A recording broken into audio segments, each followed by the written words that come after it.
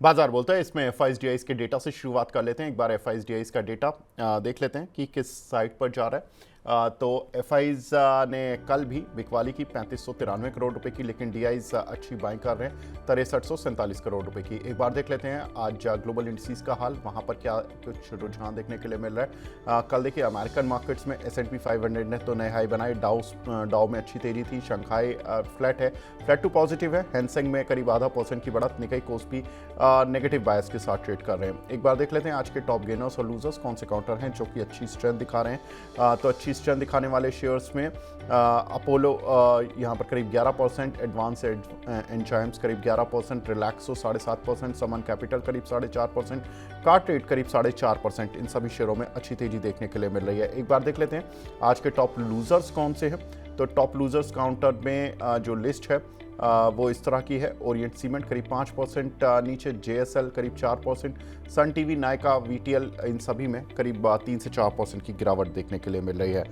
लेकिन बड़ी खबर जो कि हमने देखा कि GDP को लेकर जो आज सबसे इम्पॉर्टेंट डेटा आना है, क्योंकि GDP आंकड़े आज मार्केट की दिशा और दशा भी तय कर सकते हैं। Q1 GDP आंकड़े आज आ जाएंगे जिसमें कि ग्रोथ 6.7% रहने का अनुमान है। सरकारी स्पेंडिंग और रूरल ग्रोथ का असर देखने के लिए मिल सकता है। 6.7% की ग्रोथ इस क्वार्टर में देखने के लिए मिलेगी। 7.4% हालांकि हमें Q4 में देखने के लिए मिली थी, लेकिन लास्ट ईयर इस क्वार्टर में Q1 FY25 में भी 6.7% की ग्रोथ थी। विनीत सर, GDP आंकड़ा कितना इंपॉर्टेंट रहेगा मार्केट के लिए? काफी इम्पोर्टेंट रहेगा। लेकिन इसमें ना हमें टैरिफ का भी थोड़ा सा प्रिकॉशंस दिखेंगे, या ये ना नंबर थोड़ा ज्यादा भी आ सकता है, एक 5 to 10 बिप्स, क्योंकि काफी sales to pre and the tariffs हो चुके रहेंगे, तो थोड़ा एक्सपोर्ट का नंबर बढ़ के आ सकता है। बट मोस्टली इन लाइन रहेगा 6.7, 6.8। और ये आपको कॉन्फिडेंस देगा कि India economy is on track. लेकिन ये जो टैरिफ के जो नंबर्स है उसके ऊपर और कोई कमेंट्री आती है तो वो ज्यादा वॉच रहेगा बाय एवरीबॉडी। ठीक है सर, GDP को ध्यान में रख के अगर कोई शेयर्स लेने हो लॉन्ग टर्म के लिहाज से या शॉर्ट टर्म के लिहाज से, वो कौन से होने चाहिए? सर, आप ऑटो सेक्टर में मुझे लगता है काफी अट्रैक्टिव चीजें हो रही है। प्रोस्पेक्टिव जीडीपी है, जीएसटी रेट कट्स है, पर उसके ऊपर मैं ना अभी बात नहीं करूंगा। 5 तारीख के बाद ही मैं बोलूंगा कि लेना चाहिए कि नहीं, क्योंकि नॉन बीजेपी स्टेट्स इसमें वादा कर सकते हैं अगर उनके सेटिस्फेक्शन में नहीं आया। और जीएसटी काउंसिल सबका यूनानिमस आउटलुक होना चाहिए इसके ऊपर। तो ये एक चीज है। दूसरी चीज क्या है कि इवन इफ द जीएसटी हम लोग कंसिडर नहीं करें, तो मुझे लगता है कि जिस तरह से इंटरेस्ट रेट्स गिर गए, इन्फ्लेशन डाउन हुआ है, और जो गवर्नमेंट ने टैक्स ऑफ्स दिए थे लास्ट ईयर, वो सारे पॉजिटिव प्ले आउट करेंगे इस बार। और और ऑटो स्टॉक्स को चार चांद लग जाएंगे। ऊपर से रशियन मार्केट ओपन हो रहा है फॉर एक्सपोर्ट्स। और ई विटारा कार जो मारुति लॉन्च कर रही है in over 100 countries, will expose India to 100 countries for exports of Indian vehicles. So ये काफी पॉजिटिव चीजें हैं। तो इसके चलते मुझे लगता है अगले 2-3 साल ऑटो के नंबर्स काफी अच्छे रहेंगे। तो ये सेक्टर में बाइंग करना चाहिए तो मारुति है, महिंद्रा महिंद्रा, ओला इलेक्ट्रिक और हीरो होंडा में रेकमेंड। जी सर, फार्म सेक्टर ग्रोथ था, क्योंकि इस बार हम बारिश की भी बात कर रहे थे अभी थोड़ी देर पहले, और ज़बरदस्त बारिश हुई है। ये खतरनाक, देखिए जून क्वार्टर तो ठीक है, क्योंकि अप्रैल जून में तो बारिश शुरू ही होती है उस क्वार्टर में, जून में। तो उतना ही ज़्यादा इम्पैक्ट फार्म सेक्टर ग्रोथ पर नहीं देखने के लिए मिलता। लेकिन जो ये जुलाई सितंबर क्वार्टर होगा, ये कैसे देख रहे हैं फार्म सेक्टर के लिहाज से? हालांकि इसके आंकड़े तो नवंबर में आएंगे, लेकिन जितनी बारिश हुई है और जिस तरह से डिस्ट्रीब्यूशन इस बार काफ़ी अच्छा रहा है बारिश होने का, तो इसका पॉजिटिव इम्पैक्ट पड़ेगा या एक्सेसिव बारिश है, खराब भी हो सकता है मामला? देखिए, मेरे को नहीं लगता है इसका कुछ ज्यादा नेगेटिव इम्पैक्ट आएगा। मेरा ओपिनियन है कि बहुत अच्छी बारिश हुई है, और ये काफी कंस्ट्रक्टिव है। तो मुझे लगता है कि सब सेक्टर्स में अच्छी ग्रोथ आएगी और काफी इन्फ्लेशन कंट्रोल रहेगा उसकी वजह से। ठीक है। कल हमने देखा कि अमेरिकन मार्केट्स में रिकॉर्ड स्तरों पे एक बार फिर क्लोजिंग देखने के लिए मिली, खासतौर से S&P 500 जो कि 6500 के स्तरों पर के स्तर पार कर दिए और 27 शेयरों ने अपने नए हाईज बनाए। इन्वीडिया के शेयरों के नतीजों का असर वहाँ पर जरूर देखने को मिला, हालांकि ज़्यादा ऊपर नहीं था कुछ भी काउंटर, लेकिन नतीजे ठीक ठाक आए थे। डेटा सेंटर बिजनेस को लेकर थोड़ा सा कंसर्न था, लेकिन ठीक है, वहाँ पर रिजल्ट उम्मीद से बेहतर थे। विनीत सर, अमेरिका नए हाई लगा रहा है, टेंशन सारी वहाँ पर हैं और हम नए हाई छोड़िए, हम अपने उन लेवल्स को भी मेंटेन नहीं कर पा रहे जो हम एक साल पुराने अपने हाइस को देख रहे थे। सर, क्या करें, ये खुशी और गम, ये दो जगह जो चल रहा है कि वहाँ खुशी और यहाँ गम, ये मतलब पलटने की स्थितियाँ आपने वैसे तो बताई थी कि क्या कुछ सिनारियो होगा, लेकिन कोई ऐसा सेक्टर या कोई ऐसे शेयर्स बताइए जो कि इस गम को खुशी में बदल दें इंडिया में भी।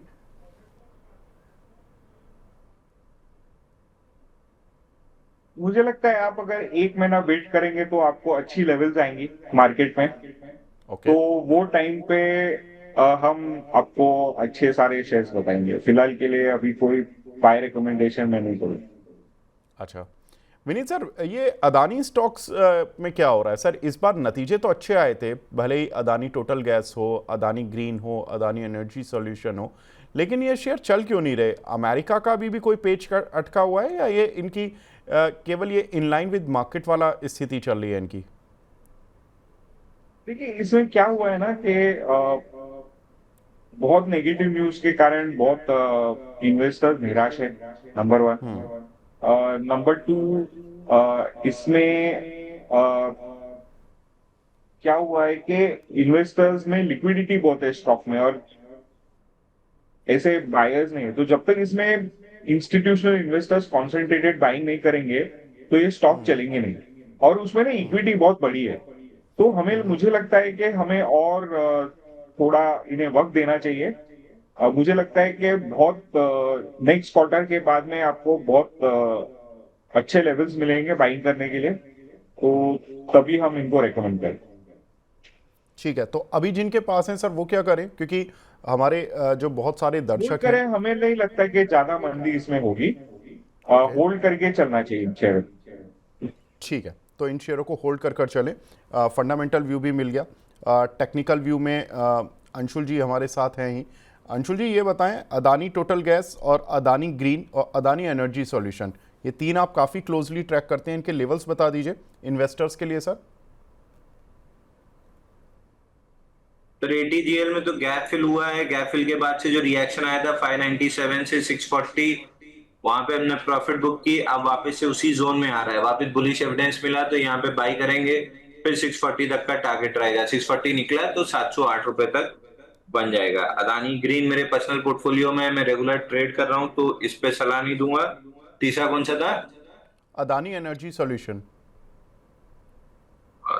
ये तो मैंने शुरू से ही मना कर दिया था सर कि इसमें रिलेटिव स्ट्रेंथ मिसिंग है, इसको छोड़ दीजिए। ये कोई अभी बहुत अच्छा नहीं दिख रहा है। तो इसमें जब तक रिलेटिव स्ट्रेंथ नहीं लौटती तब तक मैं अवॉइड करूंगा। बाकी बहुत डाउनसाइड तो नहीं दिख रही है, बट चूंकि मोमेंटम ट्रेड करने के लिए मोमेंटम चाहिए, वो नहीं है, तो मोमेंटम लौटने तक रुकूंगा। मोमेंटम इस समय सबसे ज्यादा एटीजीएल में दिख रहा है। लास्ट टाइम भी 597 पे हैमर बनाया था जब अपन ने डिस्कस किया था कि जिसको एवरेज करना है इस जोन में बढ़िया से एवरेज कर लीजिए। 640 पे निकलने का मौका मिलेगा। 640 से ही वापस पलटा है, तो अब 600 यहाँ पे वापस बुलिश एविडेंस मिला तो फिर 640 तक के लिए लॉन्ग प्ले करेंगे। ठीक है अंशुल जी, आज गेल में भी कुछ थोड़ी सी बाइंग होती हुई दिख रही है, ये फेक बाइंग है या इसमें कुछ जान है? नहीं, गेल में मोमेंटम तो आएगा सर। डिविडेंड एडजस्ट करने के बाद 178 निकलेगा तभी गेल में कोई मोमेंटम आएगा। बाकी जब तक 178 नहीं निकल रहा है, प्रोबेबली 160 आ सकता है, जो इन्वेस्टर के लिए अच्छी बाइंग अपॉर्चुनिटी है। ठीक है, आज एक इम्पॉर्टेंट इवेंट और है। पीएम मोदी आज 2 दिन की यात्रा पर जापान जा रहे हैं और वो जापान इनफैक्ट पहुंच भी चुके हैं, अभी का जो लेटेस्ट अपडेट आया। और 2 दिन वो जापान रहेंगे, आज और कल, उसके बाद 31 अगस्त और 1 सितंबर को चीन भी रहेंगे। तो चीन जाएंगे। तो ये 4 दिन का जो विदेशी टूर है उनका, ये इस बार स्ट्रैटेजिक नहीं, ये बिजनेस पॉइंट ऑफ व्यू से बहुत इंपॉर्टेंट हो गया है। विनीत सर, कुछ अच्छी खबरें एक्सपेक्ट कर सकता है मार्केट उनके जापान और चाइना के ट्रिप से? और कोई पर्टिकुलर सेक्टर, कोई पर्टिकुलर स्ट्रैटेजी जो कि अक्सर हम देखते हैं कि जब पीएम लेवल पर जब लोग जाते हैं तो उस समय पर कुछ बड़े डिसीजंस होते हैं, क्या कुछ एक्सपेक्ट करना चाहिए इस बार के विजिट से? देखिए, सिक्वेंशली बात करूंगा कंट्रीज की। कल जापान के ट्रेड चीफ नेगोशिएटर थे, उन्होंने यूएस की ट्रिप कैंसिल कर दी। और जापान ने, कैबिनेट ने उन इंडिया की सिचुएशन, टैरिफ की जो है, वो डिस्कस करने के लिए अपने कैबिनेट में बिठाई दी। तो ये जो चीजें है ना, आपको बता रही है कि जापान का टिल्ट अवे फ्रॉम यूएस हो रहा है और टुवर्ड्स इंडिया हो रहा है। और अभी एक $68 बिलियन ओवर 10 years ये इन्वेस्ट करने वाले इंडिया में। मुझे लगता है कि जिस तरह से, और आप देखोगे कि मोदी जी किसी को हाथ लगाने को नहीं देते अपने आप को, लेकिन जब वो ई विटारा फ्लैग ऑफ कर रहे थे तभी हाथ पकड़ पकड़ के चल रहे थे उनके सीईओ का।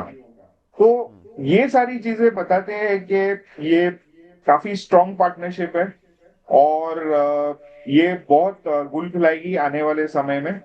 एंड मुझे लगता है कि infrastructure stocks, notably railway stocks के ऊपर इसका बहुत बड़े असर होने हैं। अगर हम चाइना की बात करें तो चाइना की मार्केट अगर आप समझोगे ना, जैसे संबित पात्रा ने बताया था कि उनकी एक्चुअली नेगेटिव पॉपुलेशन ग्रोथ है, तो ये लोग जो 140 करोड़ की पॉपुलेशन बताते हैं वो डाउटफुल नंबर्स है। और चाइना में क्या हुआ है कि कोई शादी नहीं करता है और उनकी डेमोग्राफी है ना आगे बढ़ नहीं रही है और उनकी इकोनॉमी एकदम टोटली बस्ट हो चुकी है। तो उनको रिवाइव करने के लिए एक ही चांस है कि वो इंडिया का मार्केट उनको हासिल हो। लेकिन जब तक बॉर्डर का इश्यू सॉल्व नहीं होगा तब तक इंडिया इनके साथ कोई ऐसी डील नहीं करेगा जो इनको फ्री एक्सेस देगा मार्केट को। लेकिन हाँ, मैन्युफैक्चरिंग के लिए उनको 26% non controlling stake in Indian companies निवेश करने के लिए हो सकता है। और मुझे लगता है कि कंपनी ऑनर जो इंडिया में मैन्युफैक्चरिंग और जॉब क्रिएशन के लिए बहुत ही पॉजिटिव संकेत है। ठीक है, तो ये तो चलिए अच्छी खबरें हैं दोनों कि चाइना और जापान जा रहे हैं। और जापान में जिस तरह से विनीत सर ने बहुत अच्छे से बताया, तो ये अच्छी बात है। तो इंफ्रा स्टॉक्स पर ध्यान देना चाहिए, रेलवे स्टॉक्स पर ध्यान देना चाहिए। विनीत सर, कौन से होंगे वो? कोई एक दो स्टॉक बता दीजिए हमारे दर्शकों को। आरवीएनएल है, रेलटेल है, वो ये सारे अच्छे लगते हैं। अच्छा, एचबीएल आप देख सकते हैं, एचबीएल जो कवच बनाता है और बैटरीज में भी है और मेट्रोज में भी उनका शेयर है। तो ये हमें लगता है कि काफी अच्छी तरह से परफॉर्म कर सकता है। बिल्कुल, एचबीएल इस समय कर भी रहा है, डेज हाई पर चल रहा है काउंटर, 790 से 816, बहुत ज़बरदस्त मूव अभी अभी थोड़ी देर में ही इस काउंटर ने दिया है। और एक बार आरवीएनएल का भी चार्ट देख लेते हैं कि आरवीएनएल सर ने बताया कि आरवीएनएल में इस समय किस तरह का उछाल देखने के लिए मिल रहा है। या देखिए, डेज हाई पर ये भी चल रहा है लेकिन रेड मार्क में 307 रुपये पर है। लेकिन निचले स्तरों से 304 रुपये से करीब करीब ये काउंटर रिकवर हुआ है, अभी रेड मार्क में है। लेकिन अगली खबर सर, सीएलएसए की एक रिपोर्ट आई है जिसमें कि उन्होंने कहा है कि रूस से तेल खरीद पर अभी भारत को इतना बेनिफिट नहीं मिल रहा जितना कि शोर शराबा हुआ है। भारत को केवल $2.5 बिलियन का बेनिफिट हो रहा है। कुछ रिपोर्ट्स ने ऐसा दावा किया था कि भारत को करीब 10 से 25 बिलियन डॉलर का बेनिफिट हुआ है। उन्होंने कहा है कि रूस से अगर तेल इंपोर्ट किया भारत ने तो इंटरनेशनल मार्केट में तेल की कीमतें $100 भी पहुंच जाएंगी, क्योंकि इंडिया को फिर दूसरे ऑल्टरनेट सेलर ढूंढने पड़ेंगे। भारत अपनी ज़रूरत का इस समय 36% तेल रशिया से इंपोर्ट कर रहा है और रशिया से तेल इंपोर्ट पर भारत को करीब अब फिलहाल जो डिस्काउंट मिल रहा है वो करीब $1.5 पर बैरल का मिल रहा है। कुछ रिपोर्ट्स इस तरह की भी आई थी कि रूस जब से भारत के पीछे अमेरिका पड़ा है रूस को लेकर, तब से रूस ने और थोड़ा डिस्काउंट बढ़ाया और ये डिस्काउंट बढ़कर करीब $2.5 तक पहुंच गया। विनीत सर, कैसे देख रहे हैं इस पूरी रिपोर्ट का कम किस तरह से सोचना चाहिए हमें? देखिए, ये रिपोर्ट पे मत जाइए, मुझे ना ये रिपोर्ट थोड़ी सी बायस लगती है to dissuade India from buying Russian oil, analyst के हिसाब से। लेकिन मैं आपको एक चीज बताता हूँ कि यूक्रेन ने काफी रशियन रिफाइनिंग एसेट्स के ऊपर डैमेज किया है। तो शॉर्ट रन में क्या होता है कि इंडिया को काफी अच्छी तरह से ऑयल और सप्लाई बढ़ता रहेगा, उसमें डिपेंडेंसी का हिसाब नहीं है। और इंडिया ने अपने काफी डाइवर्सिफाई किए प्रोडक्शन सोर्सेस रिसोर्सेस। तो मुझे लगता है कि इतनी दिक्कत नहीं आएगी। बाकी के हर एक अभी 27-28 सप्लायर्स है, उनसे हर एक से अगर डबल भी कर दे अपना शेयर, तो वो जो रशिया का जो सरप्लस है वो अपने आप कॉम्पेंसेट हो जाएगा। तो काफी डी रिस्क है इंडिया का मॉडल, और हमें ज्यादा चिंता नहीं करनी चाहिए। ठीक है सर, हमें रिफाइनिंग कंपनीज पर क्या करना चाहिए? एमआरपीएल, चेन्नई पेट्रो, या जो हमारी ऑयल मार्केटिंग कंपनीज हैं इन सभी पर? देखिए, इनमें ना जो अपसाइड आनी थी वो आ चुकी है। अभी अगर कोई डिसरप्शन आता है, क्योंकि मैं आपको और एक चीज बता रहा हूँ कि एक जंक्शन है रशिया में जहाँ पे 17 पाइपलाइन इकट्ठा जाती है ऑयल एंड गैस की। तो अगर इसको टारगेट करती है यूक्रेनियन फोर्सेस, तो बहुत सारा इश्यूज हो सकता है ऑयल में। एंड जिस तरह से ये चीज न्यूज में लाई है, वो आप समझ सकते हैं कि रशिया को आगाह करने के लिए कि आप जल्दी से ये मैटर को सुलझाइए करके किया गया है। तो मुझे लगता है कि most of the positives of this has been built into price, और हमें इस टाइम पे कुछ नहीं करना चाहिए। जिनके पास शेयर है वो होल्ड करें, स्टॉप लॉस अंशुल जी बता देंगे। तो यहाँ से बहुत बड़ी अपसाइड के ट्रिगर इमीडिएटली मुझे कोई नजर नहीं आया। ठीक है, अगली खबर की तरफ बढ़ते हैं सर। प्रीमियम बाइक महंगी होने जा रही हैं।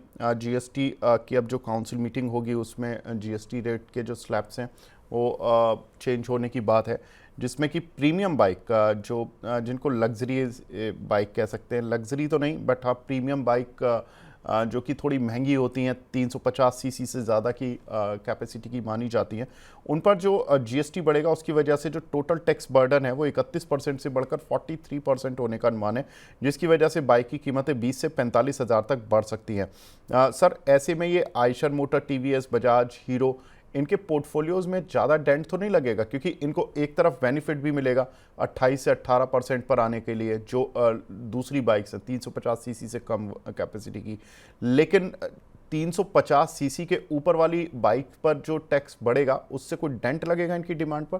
क्या कुछ मिक्स रिएक्शन होगा? नहीं, जो भी 500 सीसी की बाइक लेता है ना, वो प्राइस देख के लेता नहीं है, वो उसको बाइक चाहिए करके लेता है, और वो अफोर्ड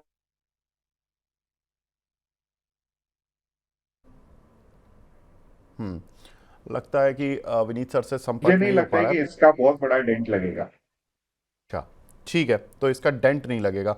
अंशुल भाई ये बताएं, ये चारों के चार्ट, थोड़ा सा हीरो मोटो कॉर्प देखिए डेज हाई से काफ़ी तेजी से गिरता हुआ दिख रहा है, कोई सपोर्ट रेजिस्टेंस हीरो पर?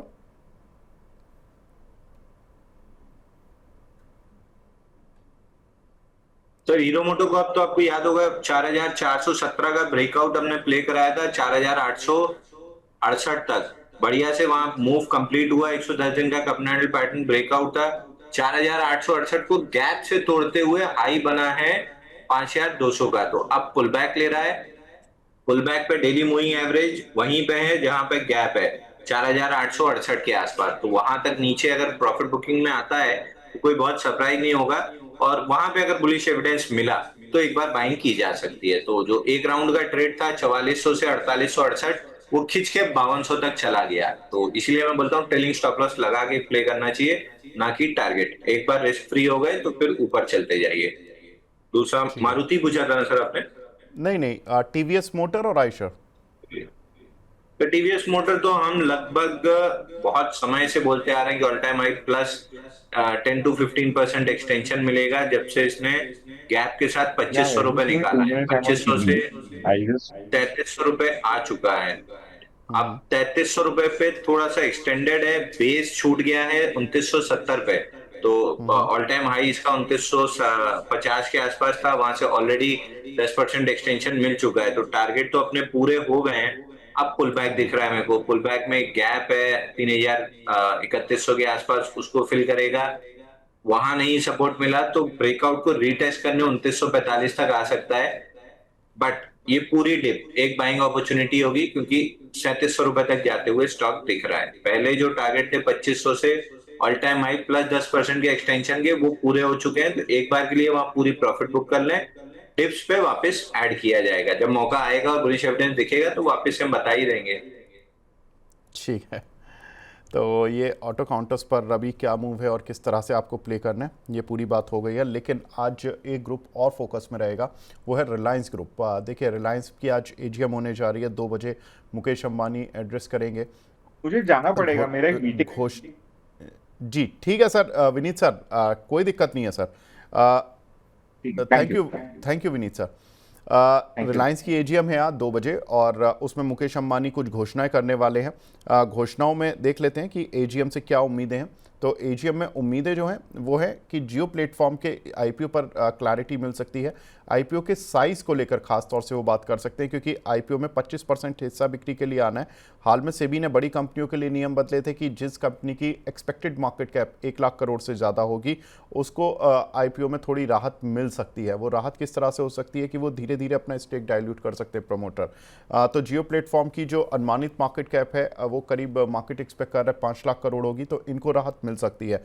उसको देखते हुए मुकेश अंबानी किस तरह के आईपीओ की बात करते हैं, कितने साइज़ के आईपीओ की बात करते हैं, उस पर स्ट्रीट की नजर रहेंगी। साथ ही रिटेल के आईपीओ पर भी कुछ स्टेटमेंट आ सकता है, क्योंकि इस समय 2 जो सबसे इंपॉर्टेंट वर्टिकल हैं, रिटेल और जियो प्लेटफॉर्म, इनके आईपीओ की ही बात मार्केट के लिए सबसे ज़्यादा इंपॉर्टेंट होगी। तीसरा जो इंपॉर्टेंट फैक्टर होगा वो होगा सोलर गीगा फैक्ट्री शुरू हो चुकी है, तो उसमें आय की किस तरह से गाइडेंस देगी कंपनी कि किस किस साल पर कितना कितना प्रोडक्शन और किस किस तरह से कॉन्ट्रीब्यूशन रेवेन्यू में आएगा।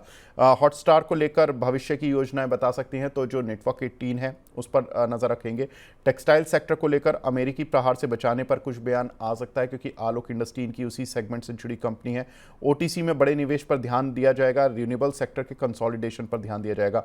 अंशुल जी, 4-5 शेयर जो आप काफ़ी क्लोजली ट्रैक करते हैं, रिलायंस, आलोक इंडस्ट्री, जियो फाइनेंस, नेटवर्क 18, इन चारों पर आपका नज़रिया मैं पहले लेना चाहूँगा। चारों पर एक एक करके बता दीजिए। अगर किसी को शॉर्ट टर्म आज और मंडे के लिहाज से कोई पोजीशन देखनी हो तो किस तरह से सोचे वो इन चारों शेयरों पर सर?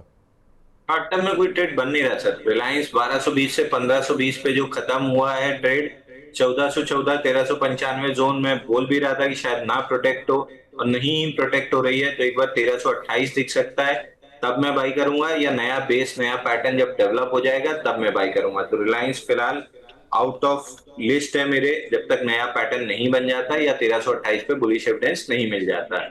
अगला जियो फाइनेंस, ये भी 330 के आसपास हमने वहां पे पूरा बुक करा दिया था कि एक बार 310 तक आ सकता है। 310 आया, फिर चला, फिर आया, लेकिन सपोर्ट नहीं ले रहा है। अगर नहीं लिया तो फिर 281 तक नीचे आ सकता है। तो ये भी अभी शॉर्ट टर्म की वॉचलिस्ट से तो बाहर है। लॉन्ग टर्म वाले भले 281 में वापस से ऐड कर सकते हैं। तो शॉर्ट टर्म ट्रेडर्स के लिए इसमें भी कोई जगह नहीं है। आलोक इंडस्ट्री में भी हम डिस्कस कर रहे थे कि नीचे 20 रुपए 40 पैसे टूटा है, तो एक बार गैप फिल करने नीचे आएगा 1680 तक। कल का लो एग्जैक्ट 1680 था, अगर वो 1675 हो जाता तो मेरे को क्लियर हो जाता कि गैप फिल हो गया है। हालांकि वहां से रिएक्शन अच्छा था, बट फिर भी मैं 1880 निकलने का वेट करूंगा, उसके बाद ही लॉन्ग प्ले करना पसंद करूंगा, क्योंकि डेली मूविंग एवरेज एक दूसरे के नीचे है और वीकली अभी बिल्कुल टच हो चुके हैं। या तो यहाँ से ऊपर चलेगा तो मूविंग एवरेज बुलिश हो जाएंगे, या फिर नीचे चला तो बेरिश हो जाएंगे। वीकली पे स्ट्रक्चर बुलिश है और सपोर्ट जोन पे, डेली पे अभी नेगेटिव है, गैप फिल हो चुका है, तो अब यहाँ से पॉजिटिवनेस आनी चाहिए। बट 1880 निकलेगा तो ही मैं कोई बाइंग करना स्टार्ट करूंगा। चौथा स्टॉक सर, नेटवर्क 18। नेटवर्क 18 में 5 क्वार्टर रिजल्ट में मतलब लॉस पोस्ट करते करते जून क्वार्टर में प्रॉफिट पोस्ट किया है। तो आई एम श्योर एमलगमेशन या फिर पूरा ये जो कारोबार है इसको समेट के, जैसे टीवी 18 को नेटवर्क 18 में मर्ज कर दिया है, ऐसे मेरे को लग रहा है पूरा जो मर्जर एंड एक्विजिशन है इस पे कुछ ना कुछ ये बोलेंगे जरूर। कि पूरी कंपनी को कंसोलिडेट करके एक पूरा स्ट्रक्चर में खड़ा कर देंगे जो अभी बटी हुई है, हैथवे हो गया और बाकी हो गया, इन सबको कहीं ना कहीं नेटवर्क 18 में मर्ज होना है, ये क्लियर हो गया। क्योंकि टीवी 18 जब नेटवर्क 18 में मर्ज हुआ तो क्लियर हो गया कि नेटवर्क 18 ही पेरेंट कंपनी रहने वाली है सबकी। इसके लिए भी कुछ ना कुछ पॉजिटिव आना चाहिए। बट ये 53-76 के नीचे क्लोज कर चुका है कल के सेशन में और आज रिवर्स कर रहा है। तो अगर ये ट्रैप बनाना है, वीक लॉन्ग्स को एलिमिनेट करना है, तो कल कर चुका है। अगर अब यहाँ से 54 रुपए के ऊपर क्लोजिंग आती है तो ये क्लियर हो जाएगा कि वीक लॉन्ग्स एलिमिनेट हो गए हैं और अब स्ट्रॉन्ग हैंड्स में माल जा रहा है। क्योंकि तीन जो इंस्टीट्यूशन वॉल्यूम्स थे वो बड़े बड़े थे, 146 मिलियन, 318 मिलियन और 78 मिलियन। तो और सेलिंग में कहीं भी less than 20-25% of 50 day average volume था। तो सेलिंग में इंस्टीट्यूशन का तो कोई पार्टिसिपेशन नहीं है, बट लेवल को रेस्पेक्ट करना जरूरी है। स्टॉप लॉस कटा है, स्टॉप लॉस रिक्लेम हो जाएगा वो लेवल तो हम वापस से बाई कॉल देना स्टार्ट कर देंगे। 54 मेरे लिए बहुत इंपॉर्टेंट है, उसके ऊपर मैं वापस बुलिश हो जाऊंगा। ठीक है, एक काउंटर और बता दीजिए अंशुल जी, SW सोलर, क्योंकि इस काउंटर पर भी हमारे काफ़ी दर्शक सवाल पूछते रहते हैं। ये भी रिलायंस ग्रुप की कंपनी है। तो SW सोलर में भी अगेन पुल बैक में 280 रिजेक्ट हुआ है, तो नीचे 244 लॉन्ग लिक्विडेशन का लेवल है, तो प्रोबेबली 244 आते हुए दिख रहा है। आई एम नॉट 100% श्योर कि आ ही जाएगा, क्योंकि जो 255 से रिवर्सल बना है वो थोड़ा सा मजबूत सा बना है। तो I am not very sure कि 244 आ ही जाएगा। बट लॉन्ग लिक्विडेशन जो 305 के नीचे स्टार्ट हुई है उसका टारगेट 244 है, तो 244 पे बुलिश एविडेंस पे बाय करूंगा। या फिर अगर ये 255 का जो लो बना है नहीं टूटा और 286 का हाई पहले टूट गया तो भी मैं बायर रहूंगा। तो फिलहाल बॉक्स बनता हुआ दिख रहा है और लोअर वॉल्यूम पे गिर रहा है, तो आई एम श्योर कि ये कंसोलिडेशन बुलिश एक्यूमुलेशन वाला बॉक्स बनेगा।